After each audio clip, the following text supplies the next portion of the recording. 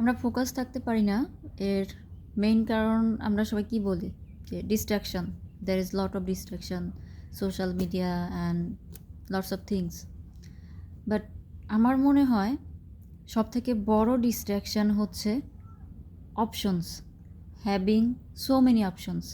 যখন আমাদের কাছে অনেক বেশি অপশনস থাকে, আমাদের ডিস্ট্র্যাক্টেড হওয়ার চান্সটা অনেক বেশি বেড়ে যায়।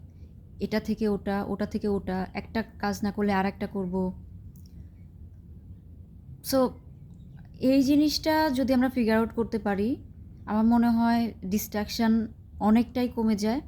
যে বার্ন দ্য বোর্ড বলে একটা কনসেপ্ট আছে, আমি যেটা করতে চাই জাস্ট ওটাতে ফোকাস রেখে বাকি যত অপশন আছে আমার সব বার্ন করে দেওয়া।